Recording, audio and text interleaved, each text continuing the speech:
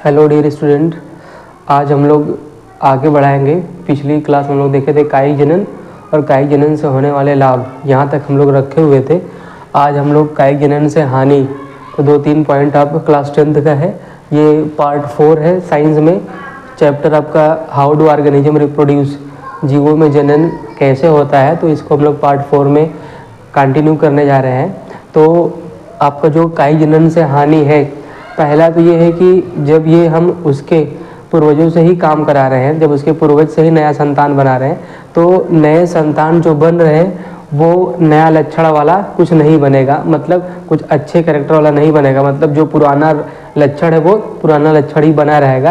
ये तो पहली हानि हो गई। दूसरा लक्षण क्या है कि दिन प्रतिदिन जो कायिक जनन है, दिन प्रतिदिन होने से इसके अंदर रोग जनक क्षमता, जनन क्षमता, ये सब आपका धीरे धीरे कम, रोग से लड़ने की क्षमता क्या हो जाती है, कम होने लगती है, और इसमें जनन की क्षमता भी कम हो जाता है ये, और इससे नई जातियों का विकास नहीं हो पाता है। ये कुछ रहेगा कायिक जनन के हानि में। आज हम लोग कंटिन्यू रखेंगे पुष्पी पौधों में लैंगिक जनन। पार्ट 4 में ही आपका रहेगा पुष्पीय पौधों में लैंगिक जनन। पौधों में लैंगिक जनन।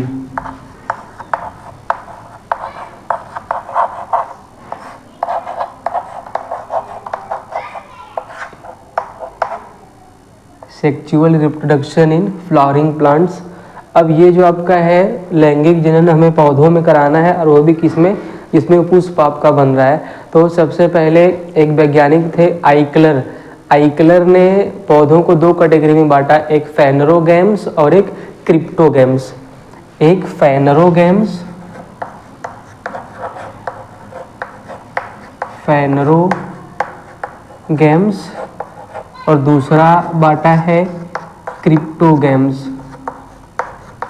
अब ये जो क्रिप्टोगैम्स है, ऐसे पौधे, क्रिप्टोगैम्स में ऐसे पौधे जो बीज रहित होते हैं वो आपका क्या कहलाएगा, क्रिप्टोगैम्स। ऐसे पौधे जो बीज रहित होते हैं, जिसमें बीज नहीं बनता, वो आपका क्रिप्टोगैम्स। और फेनरोगैम्स जिसमें बीज बनते हैं वो आपका क्या कहलाएगा, फेनरोगैम्स। और ये दोनों को बांटा कौन है, एक वैज्ञानिक थे आइकलर।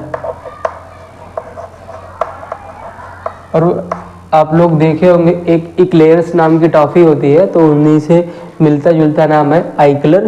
तो ये जो आइकलर है पौधों को 2 कैटेगरी में बांटा, फेनरोगैम्स और क्रिप्टोगैम्स। अब ये जो फेनरोगैम्स है इसको फिर आगे बांटा गया एंजियोस्पर्म और जिम्नोस्पर्म, जिसको आवृत बीजी, अनावृत बीजी पौधे का नाम दिया गया। अभी जो आपका क्रिप्टोगैम है इसको थैलोफाइटा, ब्रायोफाइटा, टेरिडोफाइटा इसमें बांटा गया। तो अब ये जो आपका फेनरोगैम है जो इसको आवृत और अनावृत में बांटा गया है, तो इसको आवृत और अनावृत में से जो हम लोगों को पढ़ना है पुष्पी पौधे का, वो कौन सा, आवृत बीजी का पढ़ना है। अब जब ये आवृत बीजी है तब हमें इसके बारे में देख के रखना है। तो चलिए हम लोग शुरू करते हैं सीधा सीधा आवृत बीजी पौधों में, या जो आवृत बीजी है ये आपका पुष्पी पौधा होता है, इसमें जनन हम लोग कैसे कराएंगे। तो चलिए शुरू किया जाता है। तो पहले हम लोग कुछ पुष्प के बारे में जान लेते हैं।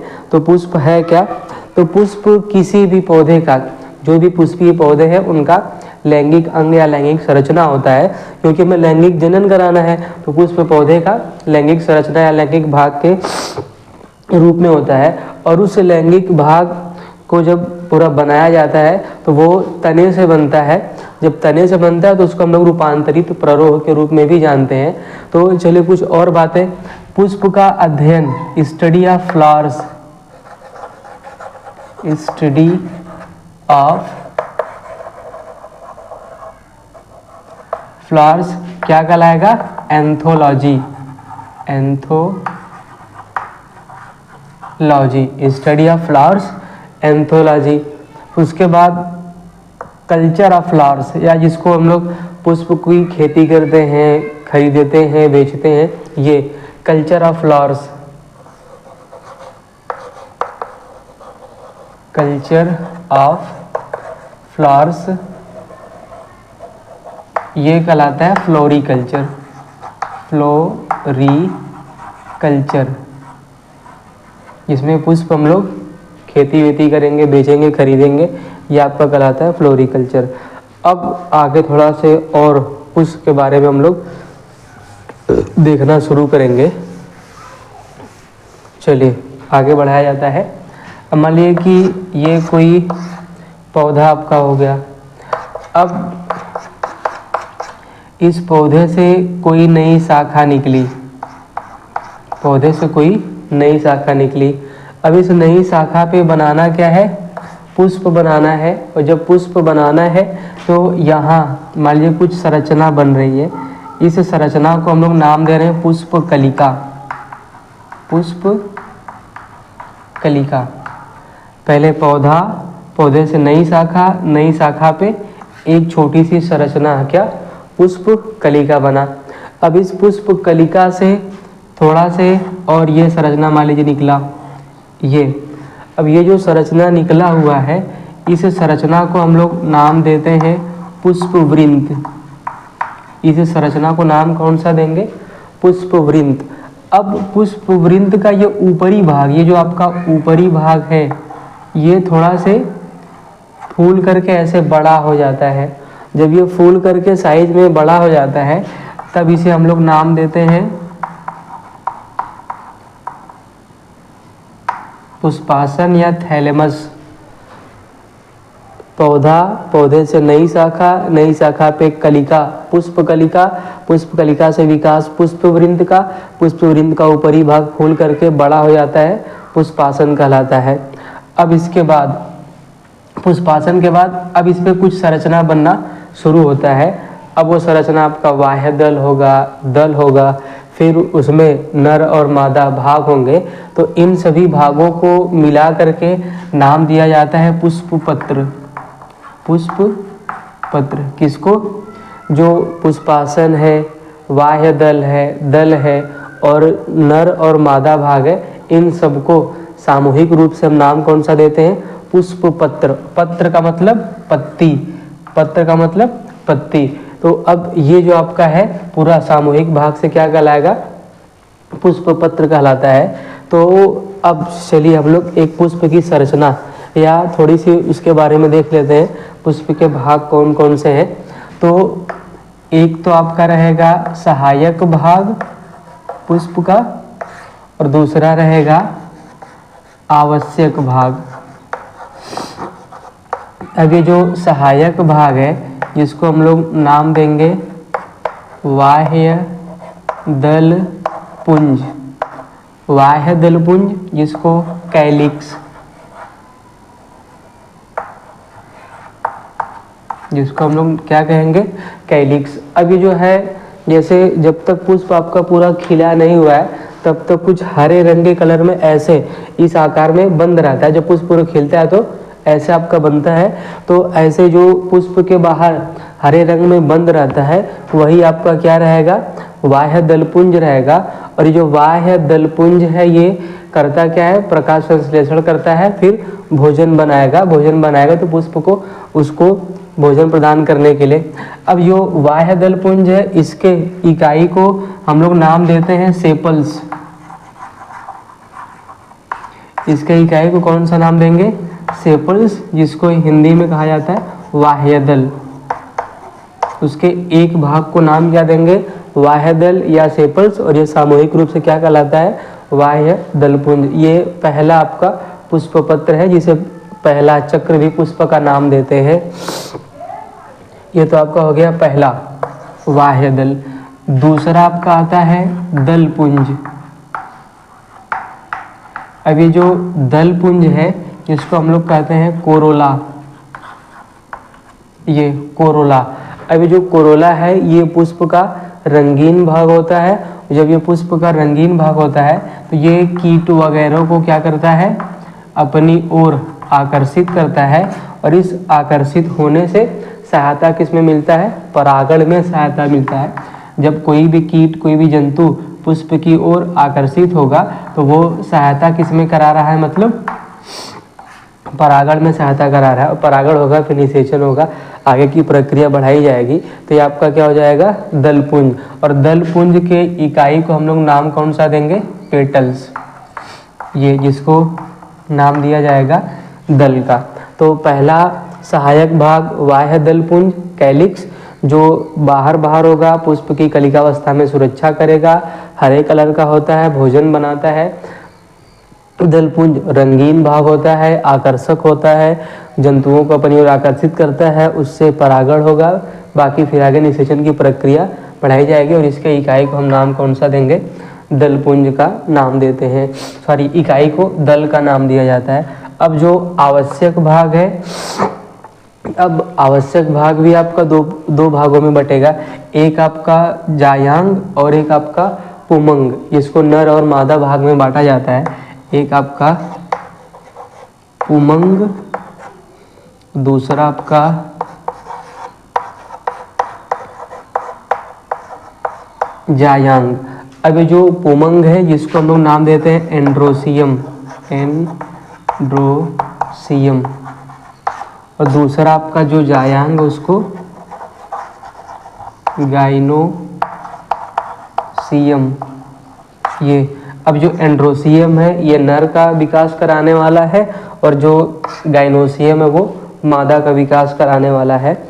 अब जो एंड्रोसियम है इसे हम लोग एक और संरचना के रूप में जानेंगे, क्या, पुंकेसर, जिसको स्टेमन, वो पुमंग पुष्प का कौन सा भाग बनाने वाला है, नर भाग, और ये आपका क्या, पुंकेसर ही नर भाग बनाएगा, जिसे स्टेमन कहेंगे।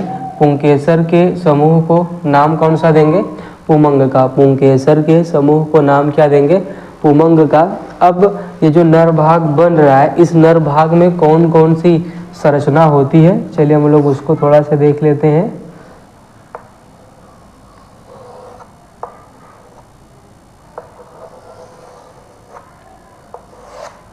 ये मान लीजिए, अब ये सबसे ऊपर की जो संरचना है उभरा हुआ, ये संरचना कहलाता है परागकोश।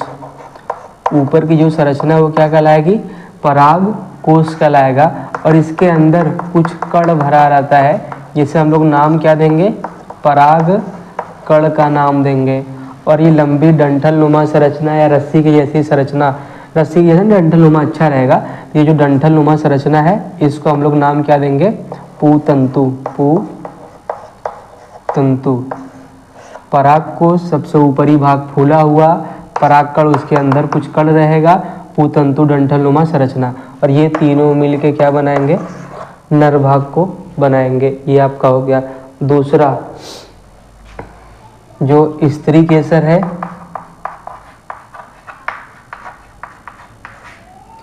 स्त्री केसर या पिस्टिल, ये मादा भाग जो आपका है वो थोड़ी सी, चलिए थोड़ा सा देख लीजिए,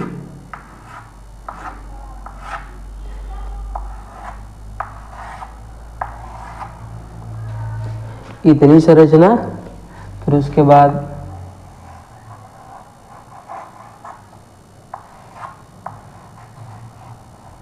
ये संरचना। सबसे ऊपर का भाग क्या कहलाएगा, वर्तिकाग्र, फिर ये लंबी नलिका सॉरी लंबी नलिका, वर्तिका, और ये गोल वाला भाग कहलाएगा अंडाशय, और ये इसके अंदर आपका क्या, बीजांड।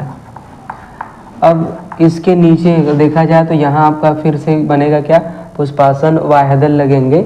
ये हम लोग बस अलग अलग देखे हैं, तो एक अच्छा सा एक फिगर हम लोग बनाएंगे जिसमें दोनों भागों को एक साथ में रखा जाएगा। तो पहले पुष्प पौधे का रूपांतरित तना कहलाता है। जब वो रूपांतरित तना कहलाता है या रूपांतरित प्ररोह का भी नाम देते हैं, तो पुष्प पौधे का लैंगिक भाग होता है। पुष्प को हम लोग दो भागों में बांटेंगे, एक सहायक भाग और एक आवश्यक भाग। सहायक में आपका बाह्य दलपुंज, जो कैलिप्स इंग्लिश में कहलाता है, उसके इकाई को वाह्यदल या सेपल्स कहा जाता है। ये हरे कलर का प्रकाश संश्लेषण करता है, भोजन बनाता है। दूसरा दल पुंज या कोरोला, जिसके इकाई को पेटल्स या दल कहा जाता है, ये आकर्षण का काम करता है, जिसमें परागण में सहायता होती है। ये आपका सहायक भाग। और आवश्यक भाग में पुमंग और जायांग। पुमंग और पुंकेसर, जो पुंकेसरों का समूह है वो क्या कहलाएगा, पुमंग। और ये परागकोश, परागकण, पुतंतु मिलके नर भाग बनाते हैं। और मादा भाग की इधर आते हैं स्त्री केसर, पिस्टिल, सबसे ऊपरी भाग वर्तिकाग्र, उसके बीच का लंबी नलिका वर्तिका, और गोल वाला संरचना अंडाशय, और उसमें उस अंडाशय के अंदर क्या, बीजांड। और ये सब मिल करके बनाता है क्या, कौन सा भाग, मादा भाग बनाता है। तो ये आपका रहेगा। अब हम लोग सबको इकट्ठा कर ले रहे हैं, थोड़ा सा एक फिगर में ऐसे लगे, अच्छा है आपका।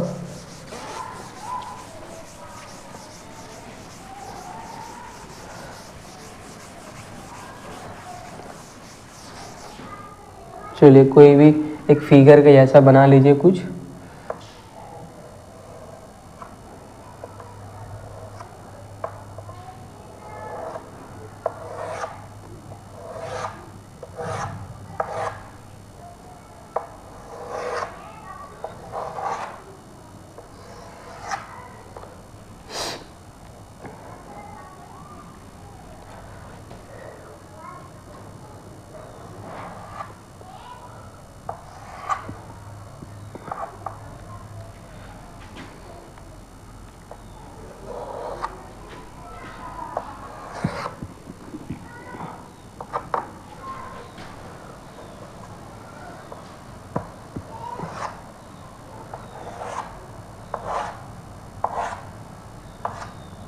चलिए ये आपका हो गया।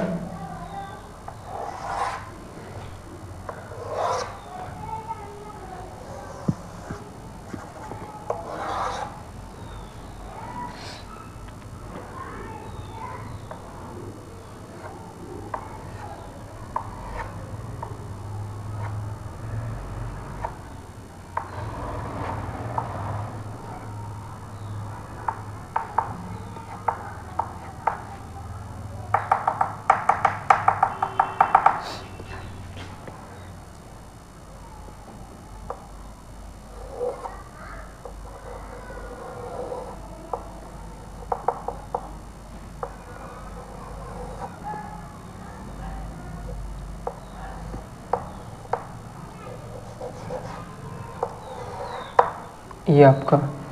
अब यहाँ से अगर हम लगाना चाहें तो लगा लें।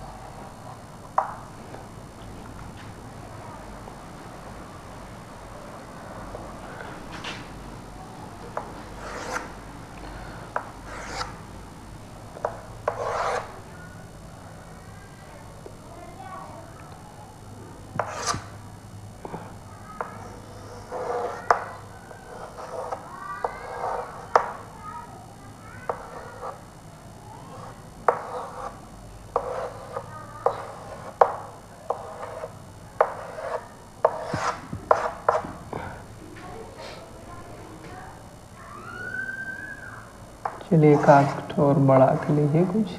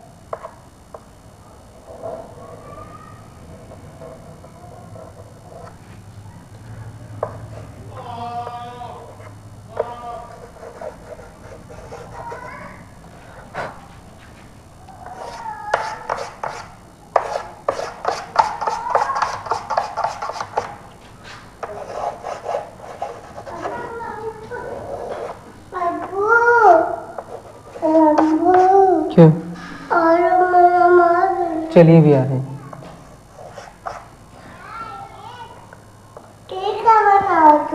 चलिए।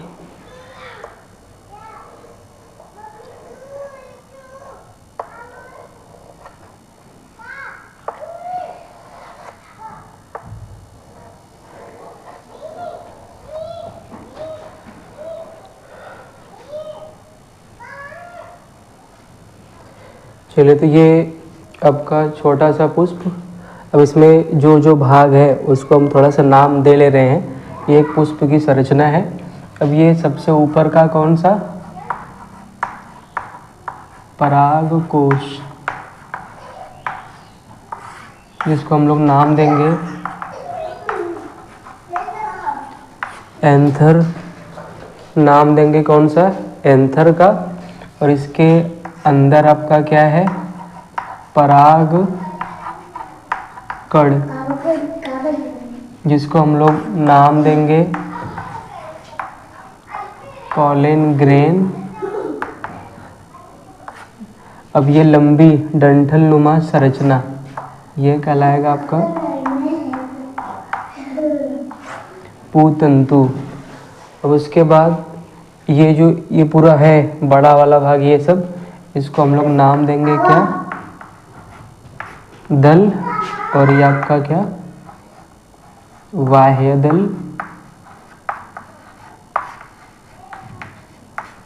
बाह्य दल। और ये आपका क्या? पुष्पवृंत।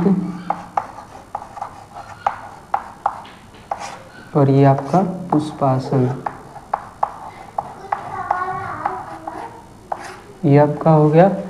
अब ये संरचना जो सबसे ऊपर है, वर्तिकाग्र, ये लंबी डंठलनुमा संरचना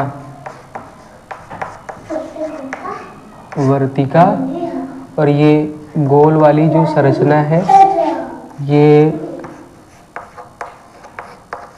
अंडाशय। और इसके अंदर ये जो आपका है